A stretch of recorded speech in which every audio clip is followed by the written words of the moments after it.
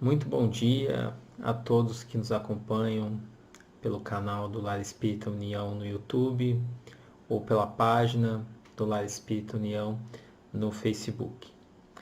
Aqueles que não me conhecem, meu nome é Wagner, sou trabalhador voluntário do Lar Espírita União de Porto União, Santa Catarina, e como a pandemia não nos possibilita fazer as nossas atividades presenciais, estamos aqui para falar um pouco do Espiritismo, dessa doutrina que tanto nos interessa, através dos meios que dispomos, né? Das redes sociais, da tecnologia que nos permite, mesmo numa época em que o distanciamento, o isolamento é tão necessário, chegar mais perto, chegar mais próximo de cada um de vocês. Na manhã de hoje, nós vamos falar do tema do momento, que aliás, esse momento está mais longo do que todos nós prevíamos, né? Para quem está me assistindo ao vivo agora, né? Quem está ou logo depois da gravação, mas como não podemos fugir do assunto, seja pela importância, seja pela atualidade do tema, é natural que a gente possa buscar no Espiritismo algumas explicações, algumas respostas para esse momento que estamos passando. E isso não é novidade, buscar no Espiritismo esse tipo de resposta. Nós recordamos, desde o século passado, quando o Chico Xavier, por exemplo, ia dar uma entrevista, como ficaram célebres os programas Pinga Fogo, dos quais ele participou, em que várias questões do momento, da atualidade, eram perguntadas a ele para que Chico falasse sobre a visão espírita, o que o espiritismo pensava da Guerra Fria, da ditadura, enfim, de várias questões que eram atuais na época, eram relevantes, e as pessoas já buscavam a opinião espírita sobre esses temas. E nesse século não mudou nada. Eu me recordo, só dos últimos 20 anos aqui, que nós, dentro da doutrina espírita, fomos demandados a explicar ou a falar um pouco sobre os acontecimentos do século até agora, né? Desde o atentado terrorista de 11 de setembro, dos grandes desastres naturais, como o terremoto do Haiti, o tsunami da Indonésia, outro desastre que está completando 10 anos agora, que é o terremoto, o tsunami, mais o desastre nuclear do Japão, em Fukushima. Então, é muito natural que nessas oportunidades nós sejamos questionados, enquanto espíritas, sobre como o espiritismo vê tudo isso que está acontecendo, por que tudo isso está acontecendo, qual o propósito de tudo isso. E com a pandemia, que com certeza absoluta é o acontecimento do século, né? É o acontecimento dos últimos 100 anos da humanidade. Nós nunca passamos, né? Nossa geração nunca passou por nada parecido com o que estamos passando agora. É mais importante ainda que nós busquemos no Espiritismo algumas respostas. Porque se esses outros fenômenos, né, se esses outros acontecimentos que nós citamos agora há pouco, se restringiram, embora atingiram milhares de pessoas, esses desastres mesmos que nós comentamos, né, ceifaram a vida de centenas de milhares de pessoas, mas foram localizados. Havia uma região em que eles ocorriam, afetavam certamente uma grande parcela da população, mas eram localizados. Enquanto a pandemia está afetando a humanidade toda. Não há um país, não há uma comunidade que não tenha sido afetada pela pandemia do Covid-19, do coronavírus. Então, como eu disse, natural que a gente busque o que o Espiritismo tem a nos dizer sobre isso. E aí eu faço duas pequenas ressalvas, né? A primeira, vocês já devem saber, é que a base do Espiritismo são as obras de Kardec. As obras, codificadas por Allan Kardec, trazidas pelos espíritos superiores, desde o Livro dos Espíritos, Evangelho segundo o Espiritismo, o Livro dos Médiuns, Céu e Inferno, a Gênese. Então, a base está ali. É óbvio que a doutrina não estacionou, depois disso. É uma doutrina, como Kardec falava, uma doutrina progressista, progressiva, que vai se atualizando ao longo do tempo. Mas, obviamente, a base, o que nós temos, é Kardec. Então, quando nos pedem, e essa é a segunda observação que eu faço, quando nos pedem a visão espírita para algo, nós só podemos entregar aquilo que está em Kardec.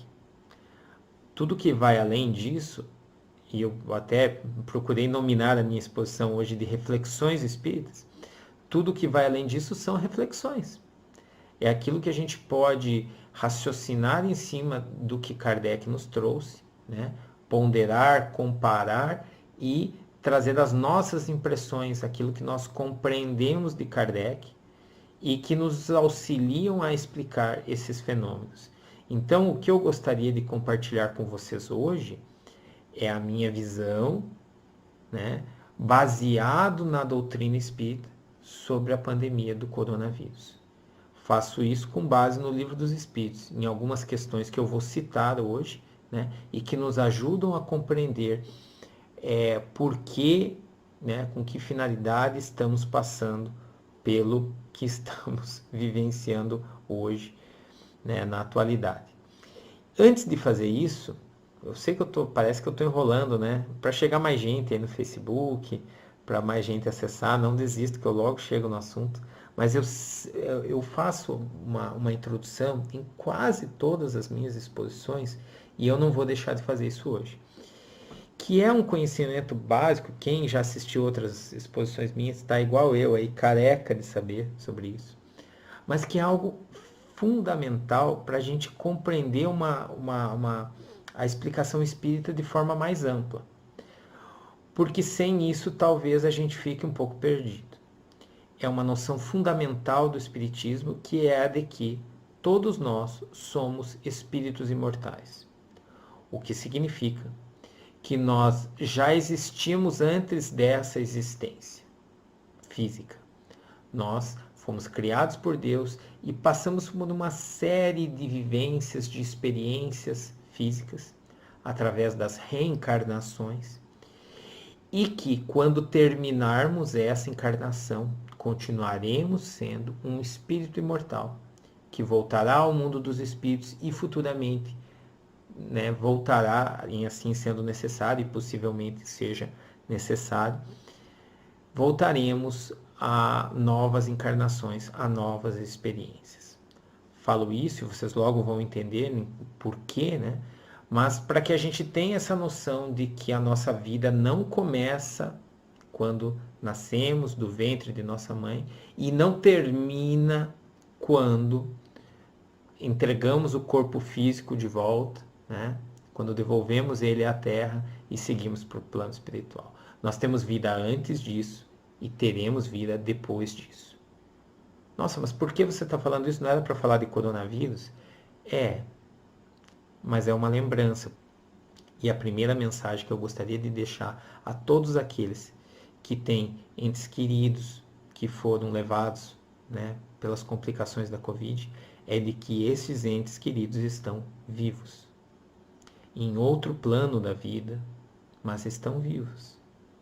Nós ainda os veremos, ainda teremos contato com eles, quando também regressarmos ao mundo espiritual, assim como teremos contato com eles em nossas orações, em nossos encontros durante o sono do corpo físico. Enfim, não foi uma separação definitiva, foi um até logo, foi um até breve. É importante que a gente saiba disso desde o início, porque nós vamos entender o que acontece, o porquê acontece flagelos como a pandemia, mas sem esquecer de que nenhuma vida foi definitivamente perdida. Várias vidas foram ceifadas, vidas do corpo físico, mas os espíritos seguem vivos. E quando eu falo isso, eu gosto também de fazer essa ressalva, é que isso não pode nos deixar insensíveis, né? Porque, não, mas então não morreu ninguém, então tá todo mundo vivo, então não tem problema. Tem, é claro que tem. Nós usamos essa noção para consolar aqueles que perderam entes queridos. Mas isso não nos dá o direito de ficarmos indiferentes a cada uma dessas situações dolorosas que os nossos irmãos estão passando com o coronavírus, ou que talvez nós mesmos estejamos passando. Afinal, cada existência, cada encarnação tem uma programação, tem uma finalidade. Quando nós reencarnamos, nós temos um projeto, nós temos um porquê de estarmos aqui. Então é óbvio que cada vida deve ser preservada. Nós devemos lutar para preservar as nossas vidas com todas as nossas forças. É uma lei, eu vou falar de outras leis divinas, mas é a lei de conservação. Nós temos, é algo natural em nós, essa vontade, né, esse desejo de nos mantermos vivos. E é importante que assim o seja. É por isso que, por exemplo, no Espiritismo, nós fazemos campanha para conscientizar sobre a problemática do aborto, da eutanásia. É por isso que o Espiritismo é contra a pena de morte. É por isso que o Espiritismo colabora em todas as campanhas de valorização da vida, prevenção ao suicídio. Porque ainda que nós saibamos que todos esses espíritos seguem vivos, nós sabemos da importância da valorização desta vida também. Porque o Espiritismo vai nos dar noções de como viver melhor nessa vida, para que possamos ter também um avanço, um progresso para a vida espiritual. E já que estamos falando de progresso, nós falamos também, né, do porquê estamos aqui. Porque entendendo para que estamos aqui encarnados, fica mais fácil entender o porquê dessas ocorrências tão dolorosas que temos ainda em nossas vidas. Kardec, né, quando ele também desencarnou, na sua lápide foi gravada uma frase que resume muito bem aquilo que nos cabe fazer aqui neste mundo. Está lá a frase, né? Nascer, morrer, renascer ainda e progredir sempre. Tal é a lei. O Espiritismo vai nos ensinar, através da lei do progresso, de que a grande finalidade da nossa existência é nos melhorar, é progredir. Então o Espiritismo vai nos ensinar que todos nós fomos criados simples e ignorantes, mas com um potencial imenso de sermos perfectíveis, né? de alcançarmos uma perfeição relativa que nos aproxima de Deus.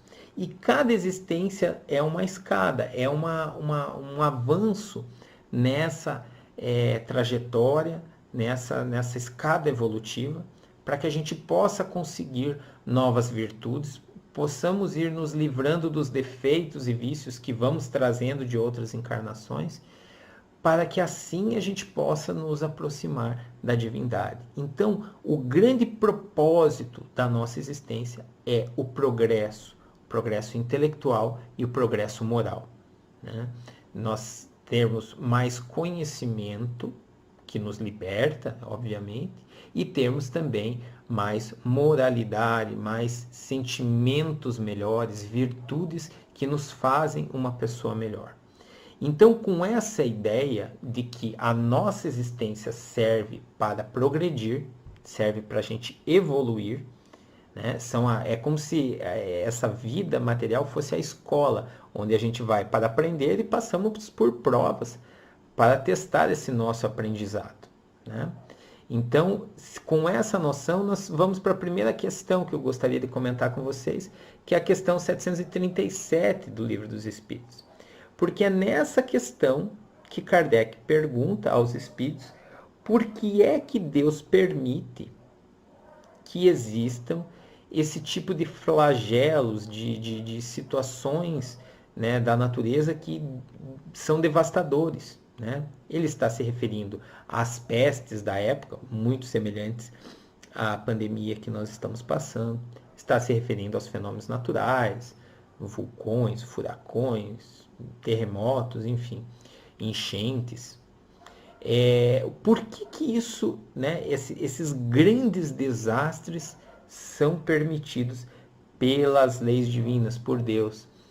E aí os espíritos respondem que é para fazer a humanidade evoluir mais depressa. Eles dizem que esses acontecimentos são frequentemente necessários para que o advento do progresso se dê de forma mais acelerada. E é engraçado que eles, lá em 1857, quando o Livro dos Espíritos foi escrito, eles usam uma expressão que tem sido muito utilizada aqui durante a pandemia.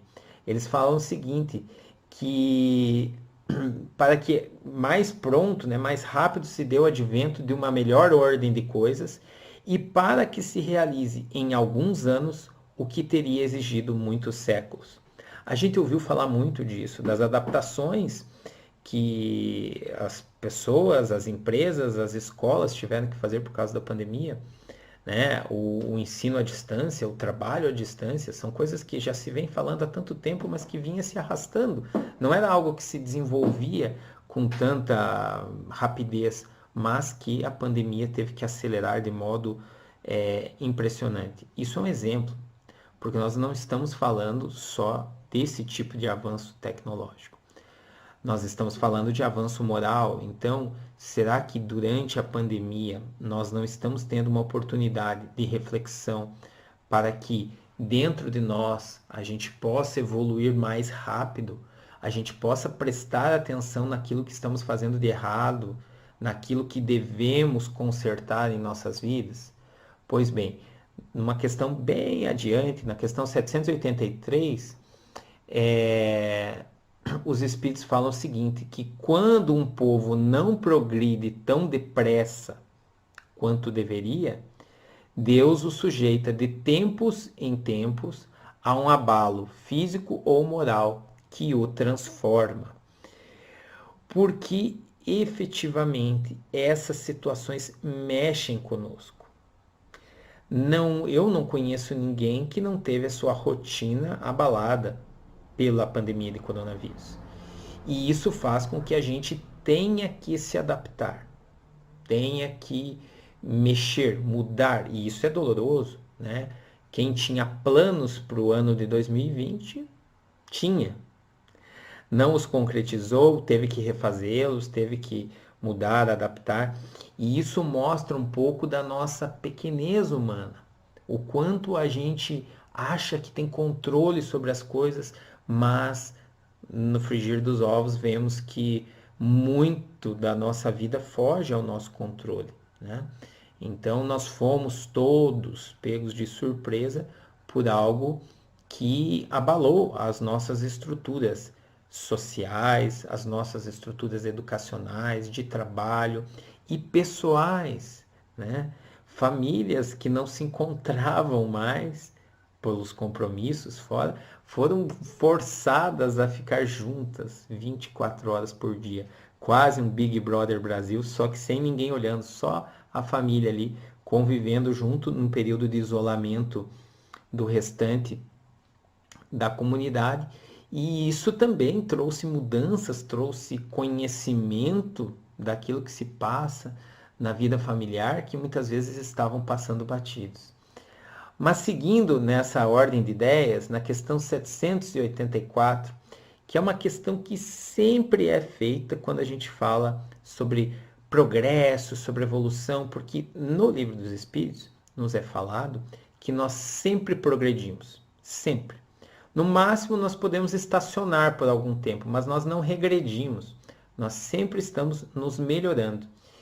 E quando a gente fala isso, a pergunta é a que Kardec fez lá, na questão 784. Antes de fazer a pergunta, Kardec já começa bem, ele já fala assim, ó, bastante grande é a perversidade do homem. Ele não está perguntando isso, ele está afirmando.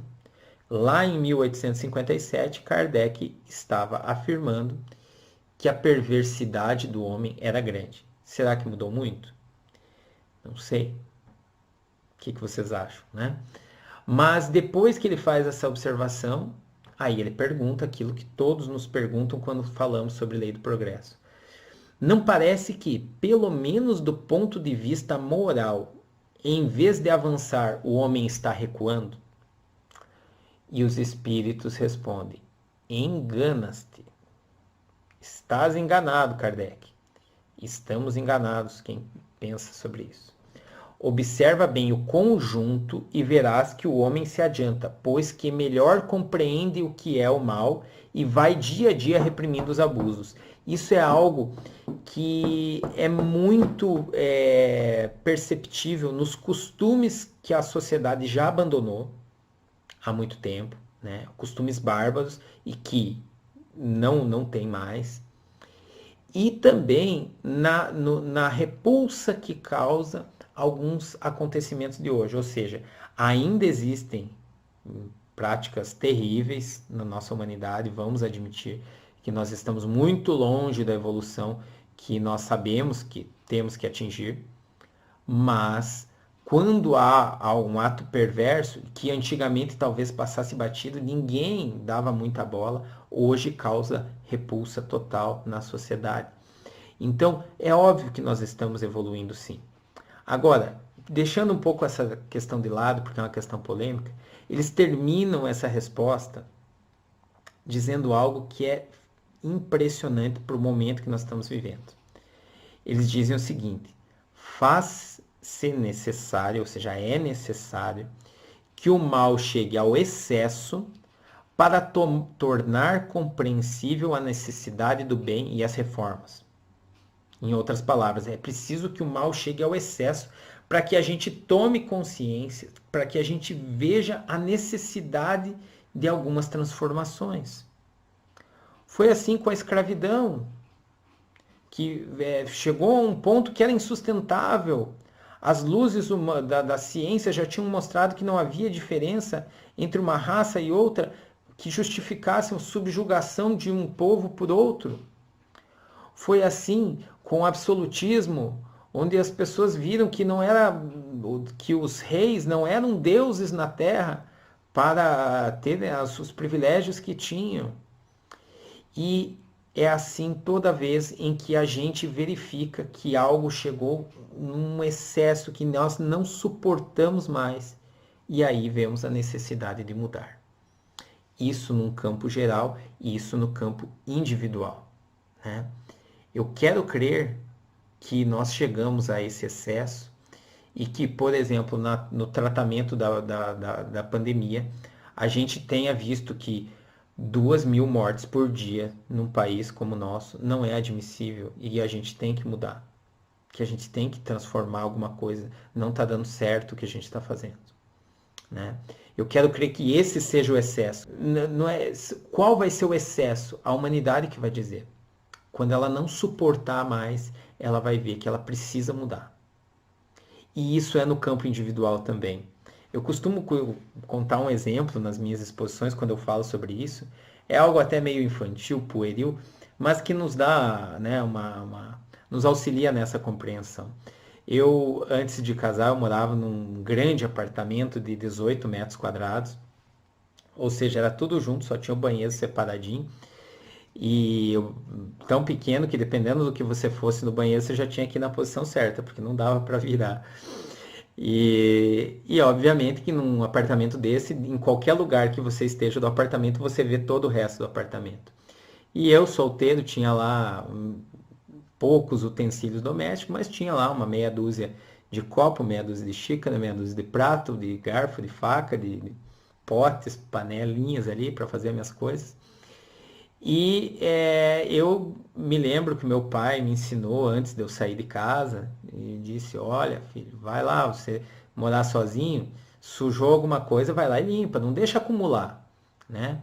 Mas como dizem que as pessoas ou aprendem pelo amor ou pela dor, eu não foi pelo amor do meu pai, foi pelo outro caminho. Eu chegava em casa, fazia minha comida, comia lá e deixava lá a louça na pia.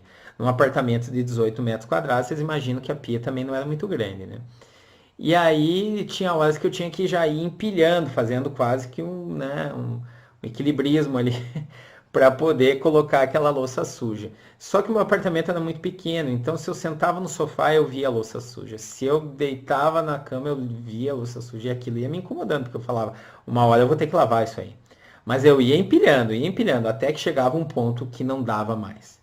eu não suportava mais olhar para aquilo, eu não tinha mais louça limpa e eu ia enfrentar. Eu brinco que esse era o momento em que eu, na minha casa, dizia: o mal chegou ao excesso, não dá mais, eu preciso tomar uma atitude. Eu ia lá e lavava. Com o tempo eu fui aprendendo e não fui deixando chegar naquele nível que eu deixava.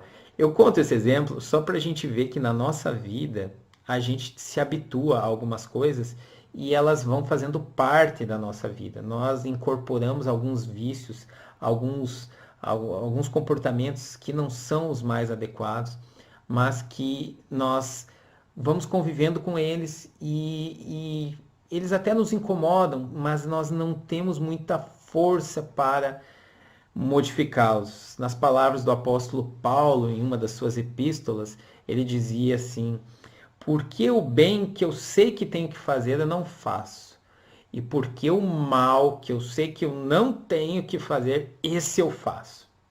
E é um dilema, né? Que muitos de nós sabemos o que devemos fazer e não fazemos. Sabemos o que devemos evitar e ainda assim vamos lá e fazemos.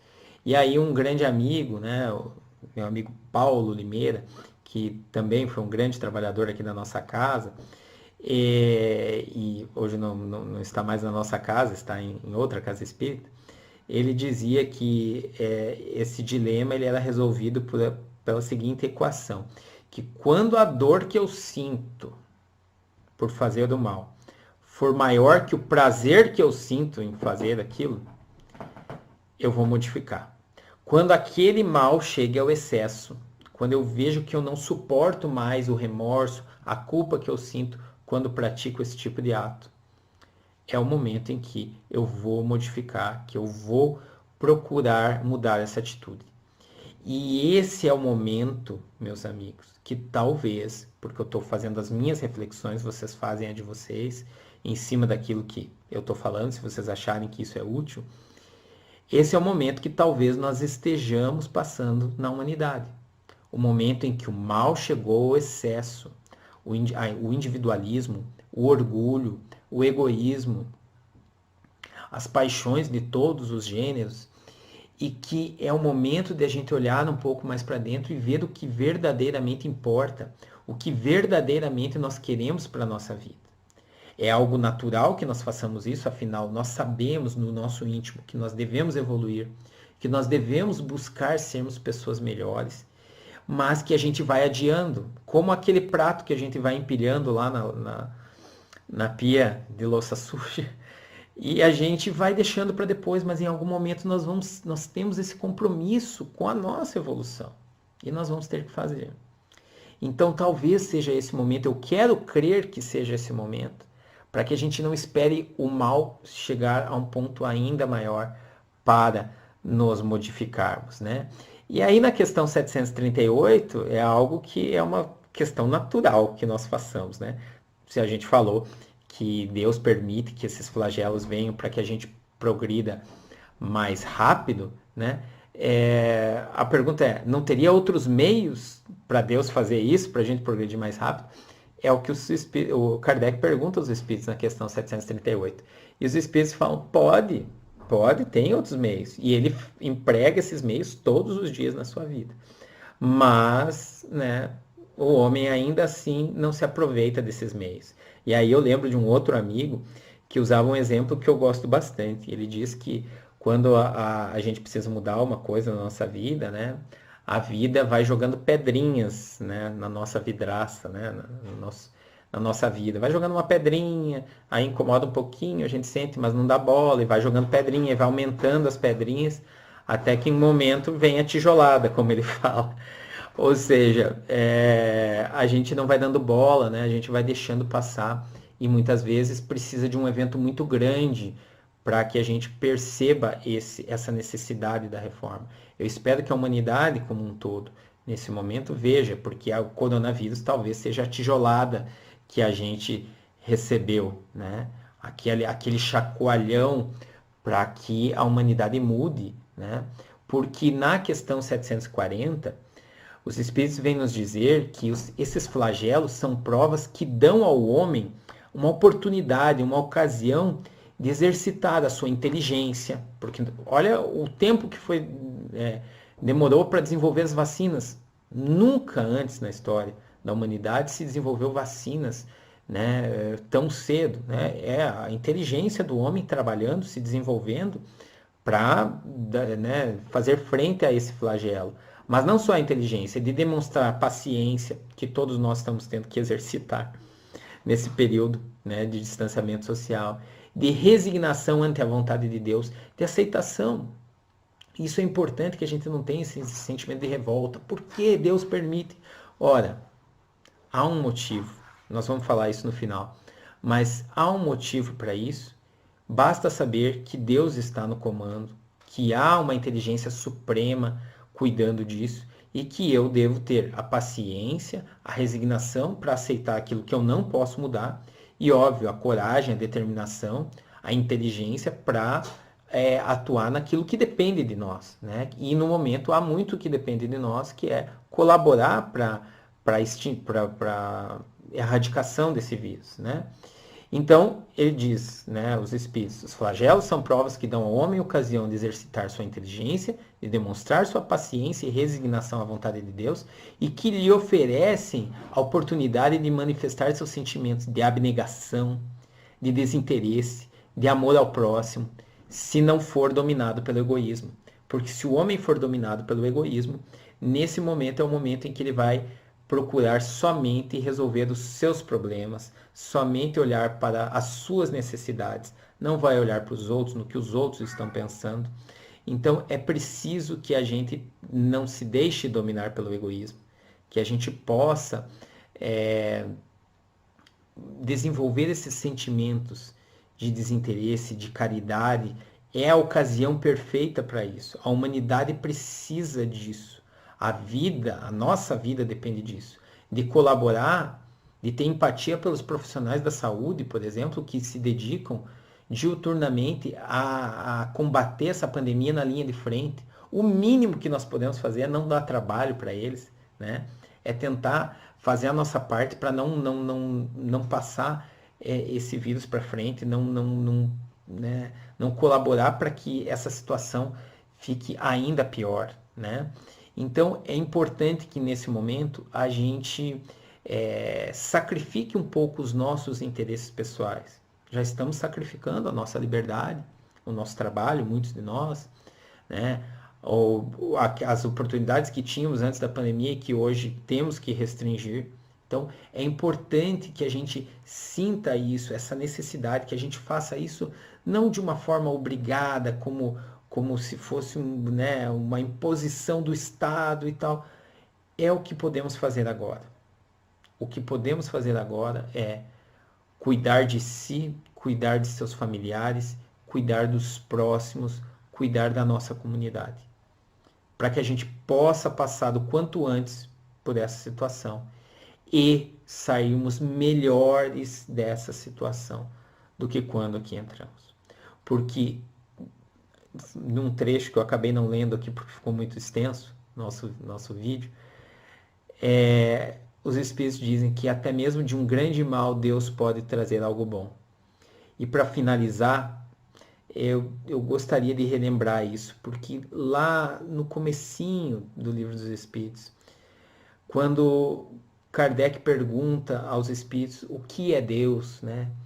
E os Espíritos acabam definindo Deus pelos seus atributos, né? Dizem que Deus é a entidade suprema, né? A inteligência suprema do universo, causa primária de todas as coisas, e vão elencando alguns atributos de Deus. E entre esses atributos está o de que Deus é onipotente, onisciente, ele sabe de tudo, ele preside a tudo que acontece no universo.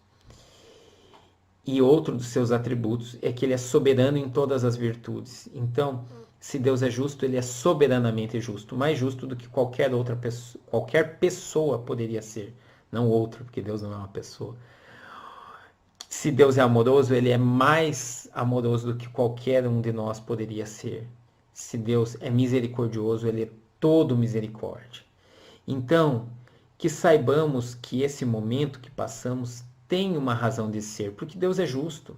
Deus não nos faria passar por isso se a humanidade não precisasse desse chacoalhão, dessa oportunidade de crescimento, dolorosa oportunidade, porque como nós falamos, são milhares de vidas afetadas, milhões, na verdade, de vidas afetadas e milhares de pessoas que desencarnaram, que ainda vão desencarnar por conta dessa pandemia.